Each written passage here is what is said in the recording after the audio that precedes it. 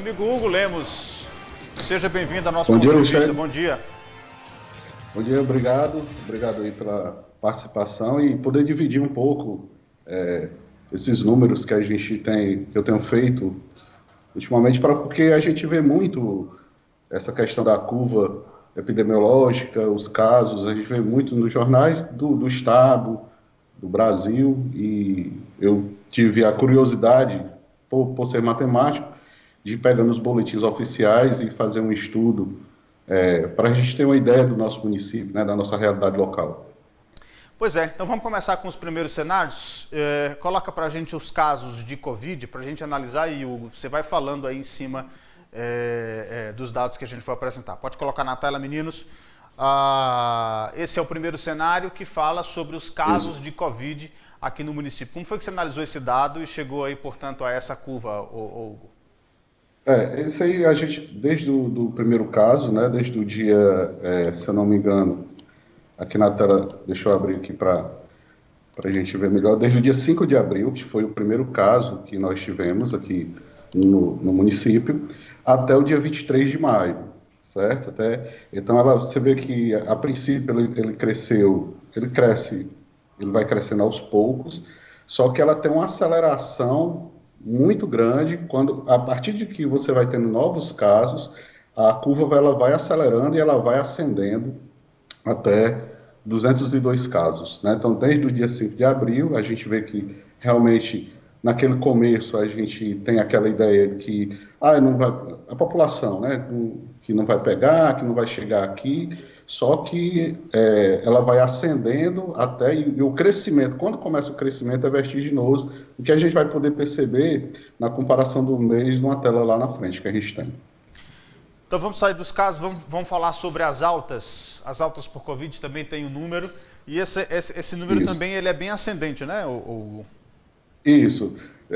Isso aí é a boa notícia, né? Porque da mesma forma, né, ela vem em zero, porque tem os primeiros casos, então as altas começam 15 dias após, então a gente tem que perceber também que esses números são números de contaminação de 15 dias atrás, porque é o tempo cíclico, segundo o que os cientistas colocam, é o tempo de incubação do vírus.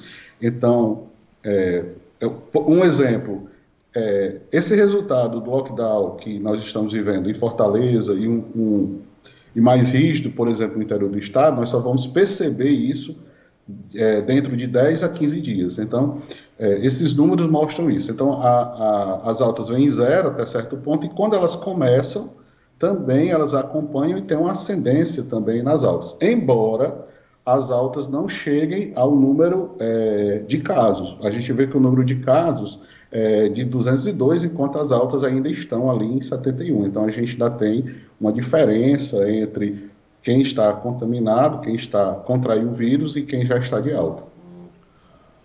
Muito bem, então vamos, só lembrando que esses dados que a gente está analisando agora, eles são até a última sexta-feira, tá? Não estamos contando os dados do sábado e também nem do domingo, até a última sexta-feira. Vamos para o próximo gráfico, que fala sobre o número de mortes, Hugo. Esse é o gráfico mais dolorido, né? E aí, se a gente já vê que são 12, olha, você veja que quando saltou de 4 para 7, há um salto gigante, né? Você vê no gráfico. Quanto mais em pé um gráfico, mais acelerado ele é. Isso a gente sempre tem, isso é uma questão da matemática e na física. Quando você tem um gráfico deitado, isso é um fenômeno isso mostra que o fenômeno ele está acontecendo gradativamente. Quanto mais em pé ele e aí eu já me comprometo da próxima sexta, fazer um novo gráfico com a atualização. Se a gente for olhar, por exemplo, só de ontem para hoje, do 9 para o 12, que não está aí, isso vai dar de sexta para hoje, isso vai dar um salto gigante. E são esses saltos que a gente tem que se preocupar, porque aí mostra uma aceleração muito grande do que está acontecendo. Então, o número de mortes, a gente pode perceber, a gente se assusta quando a gente vê aqui de 4 para 7. É um salto gigantesco. Então, quanto mais em pé, mais preocupante a contaminação, mais preocupante é o número de mortes. Pode tentar, E Alexandre. com certeza esse gráfico ele vai subir um pouquinho mais por conta dessas 3 mortes que foram registradas nesse domingo. A gente vai analisar com certeza Isso. na próxima semana. Agora vamos ver os dados juntos. O Hugo também juntou o número de infectados, Casos. o número de curas e também o número de óbitos para a gente ver a ascendência de cada um comparado agora, né, Hugo? Justamente. Então, você vê sempre que você tem um número muito grande de casos, né? E aí você tem a incidência de morte, como você acabou de falar, girando em torno de 5%, 5% de 200 dá em torno de 10%. Então, essa taxa de mortalidade do vírus, ela continua. Isso quer dizer o quê? Se eu aumentar o número de casos, vai aumentar também o número de mortes, porque a taxa está se mantendo. Se eu peguei agora 200, 5% é em torno de 10 pessoas. Então, se eu tenho 200 casos, eu tenho 9 mortes. Se isso se mantém e os casos aumentarem, essa curva da morte, embora, graças a Deus, né, não vai acompanhar o número total, porque muitas pessoas se curam, muitas pessoas passam pelo vírus, conseguem pelo sistema imunológico, e aqui é uma questão da biologia, não vou entrar nesse demérito agora, mas elas conseguem se recuperar. A questão é que as mortes também acompanham, no número menor, mas cada morte faz a diferença. Cada morte que acontece é alguém, é um pai de alguém, é um filho de alguém, é um ente querido de alguém, então existe toda essa diferença. Então, se os números de casos subirem, as mortes vão subir junto, e aí é onde está o problema. E as curas também, você vê que as curvas, elas se acompanham proporcionalmente. Aumenta os casos, aumenta as curas, mas aumenta as mortes, infelizmente. A gente percebe também que a taxa de letalidade na cidade também é muito alta, né, Hugo? De 5%. Eu não quis fazer esse gráfico porque existe uma, como é que eu posso dizer?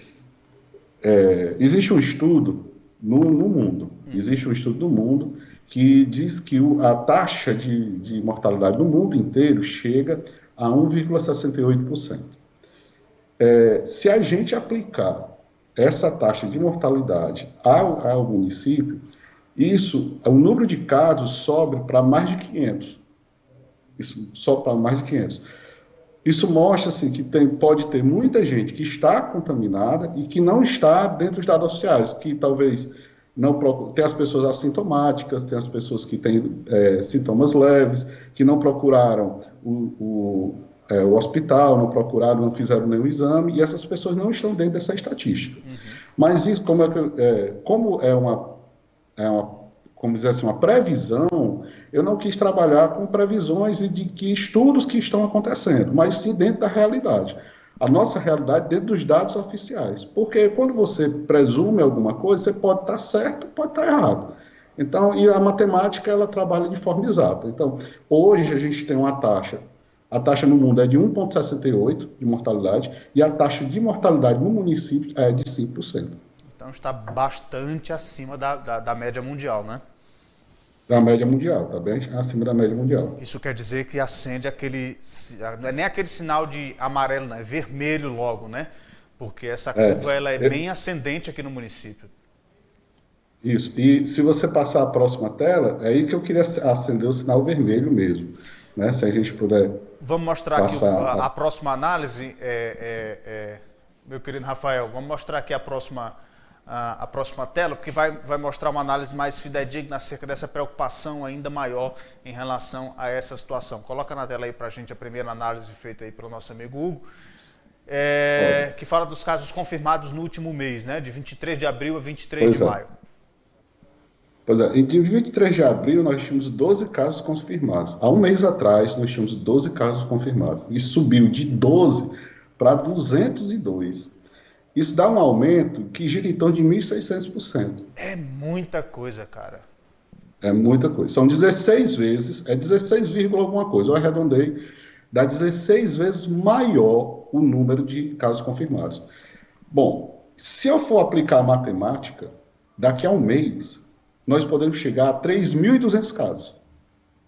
Se isso continuar, se a taxa de contaminação, se a taxa de propagação do vírus continuar nessa mesma velocidade que nós estamos, Porque, assim, há um efeito também psicológico muito interessante. Como todo dia está saindo caso, as pessoas não se tocam. Ah, saiu fulano, saiu tantos casos, as pessoas não se tocam. Agora, quando você pega um intervalo de um mês, você vê o crescimento assustador. 12 pessoas foram capazes de contaminar 200. Quantas essas 200 vão ser capazes de contaminar? Verdade. E aí vem a matemática. Se a matemática for... Eu não tinha visto por essa ótica, Hugo. Mas é verdade. Se 12 pessoas em 23 de abril conseguiram, no dia 23 de maio, contaminar 200, quantas 200 não vão contaminar para frente, né? Justamente. Então, essa é a preocupação com a velocidade de contaminação do vírus. Então, assim, se eu aplicar a matemática, e aí entenda-se, que fique bem claro, a matemática ela é exata, o comportamento humano não. Então, tudo isso depende de ascender ou descender do nosso comportamento, do nosso cuidado. Isso pode estabilizar e pode começar a cair, dependendo de quem? De cada um de nós. Mas, se a mesma regra for aplicada nos dias que se seguem, nós, no próximo mês, poderemos chegar a 3.000 casos. E aí fique claro, porque depois, aí pode ser daqui a um mês, a pessoa vai dizer assim, o matemático lá no programa do Einstein disse que a gente ia chegar a 3.000 casos, não chegamos. Não chegamos por quê? Porque, graças a Deus, pode haver conscientização, pode haver mais cuidados, pode haver... Tudo isso pode estar junto. Então, a matemática ela não se aplica ao comportamento humano, ela está entendendo o que aconteceu hoje, nesse caso aí, de sexta para trás. Uhum. De sexta para frente, quem vai escrever a história é cada um de nós. Agora, proporcionalmente, se continuar igual, o crescimento é vertiginoso. É isso que a gente precisa se preocupar.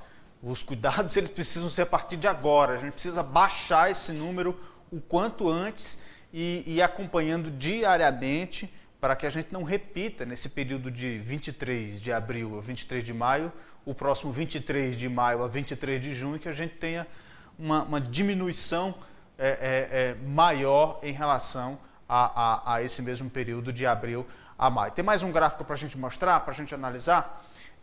Esse fala do número de casos por dia, né, Hugo? A gente tem uma oscilação muito grande, né?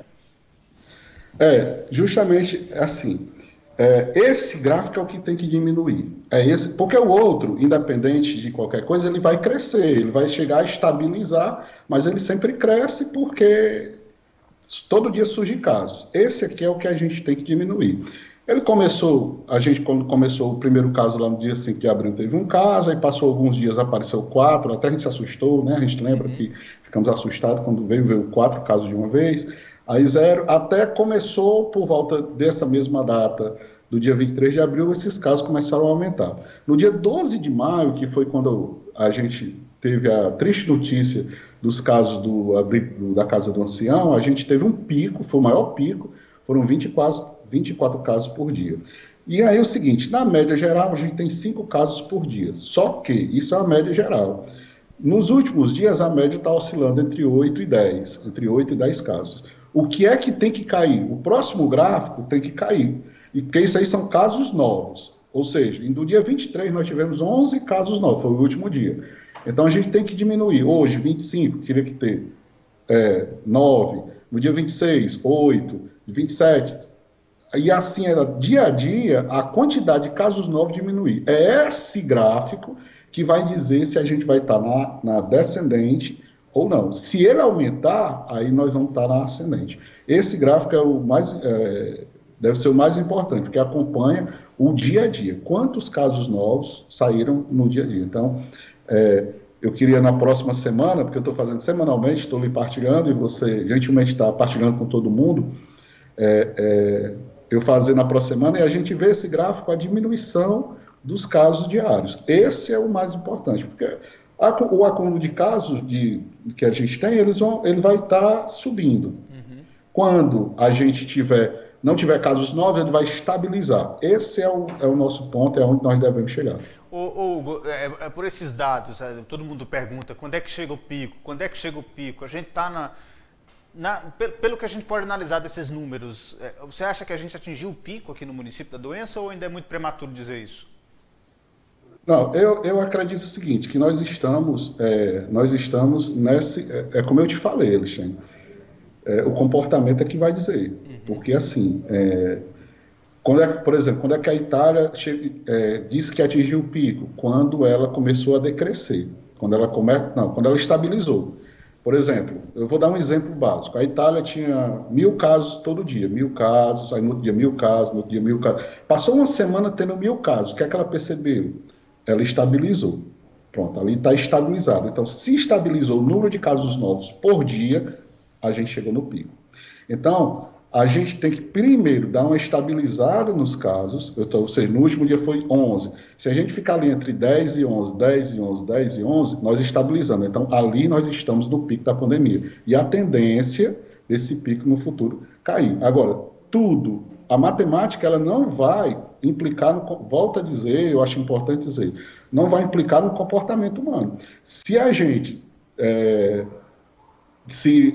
perder os cuidados, achar que a vida vai voltar ao normal, porque mesmo que a gente volte à atividade econômica, a atividade econômica não vai voltar ao normal, não vai ser como era, a gente vai estar cercado de diversos cuidados. E se a gente achar que passou e assim ficar, vem o que nós chamamos de segunda onda. Uhum. Aí o que acontece?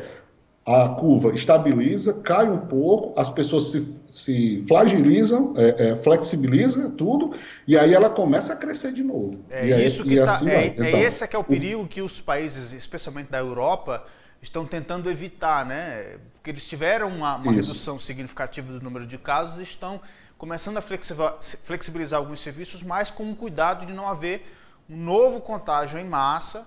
E havendo um novo contágio em massa, voltar tudo à mesma forma, ao isolamento, para tentar baixar essa curva. E é isso que a gente não quer que aconteça aqui no nosso país, que já se tornou o segundo em número de casos e também em número de mortes, né? Pois é, então a gente tem que ficar atento, para as pessoas que estão em casa, para entender, tem que ficar atento ao número de casos novos todos os dias, para poder a gente estabilizar a curva. E em estabilizando a curva, hoje só saiu mais um, só saiu... eu lembro em algumas notícias, por exemplo, a China vibrando quando saiu só 50 casos, só 30 casos, ou seja, são nos casos novos que a gente vê que a curva está ascendente, está descendente, ela está caindo. Agora, a partir daí eu não posso flexibilizar. Por quê? Porque se eu flexibilizar, no sentido de a gente voltar às atividades, mas voltar cheio de regras, o número reduzido de pessoas por estabelecimento, reduzir cada vez mais a circulação de pessoas fazendo apenas o necessário, e assim a atividade econômica aos poucos vai voltar. Isso não é virar uma chave. Não dá para você virar uma chave e dizer assim, nós vamos começar tudo de novo e agora vamos voltar tudo. Não, tem que ser gradativo. Porque se não for gradativo, vai acabar tendo uma nova onda e aí a curva volta a subir novamente. Né? Vale a pena frisar mais uma vez, a matemática está só interpretando o comportamento humano. É o nosso comportamento que vai determinar se a curva vai cair ou não. É isso aí. Então, professor, vamos marcar logo. Na próxima segunda-feira a gente analisa mais uma vez esses dados dessa semana que a gente vai viver agora e vamos torcer. E aí o pacto que a gente faz com você que está nos assistindo, nos ouvindo e nos acompanhando. Vamos continuar rigorosos nessa semana para que a gente tenha aqui no município essa redução significativa e a gente possa perceber que essa curva, ela vai, ao invés de subir, ela vai descer e aí a gente vai ter uma redução ainda maior de número de casos aqui no município. Professor, muito obrigado pela sua gentileza de participar no programa, pela disponibilização dos dados e parabéns aí pelo trabalho. Eu que agradeço, Alistênio, e se Deus quiser que a gente possa ser esse portador da boa notícia, de mostrar com dados, através da matemática, que essa curva no município, ela vai, ao invés de ascender, ela vai descender. O que a gente quer é ser portador de boas notícias. Mas eu digo para você que está assistindo, para o seu telespectador, que é o nosso comportamento que vai determinar essa curva. É esse comportamento que vai dizer se a gente vai conseguir baixar essa danada, né? Vamos tentar baixar essa danada a todo custo. Então, aqueles que puderem, fiquem em casa e saiam fazendo apenas o necessário para que a gente possa vencer esse vírus. Dias melhores virão, com certeza. Se Deus quiser. Professor, muito obrigado pela sua participação mais uma vez aqui no nosso programa.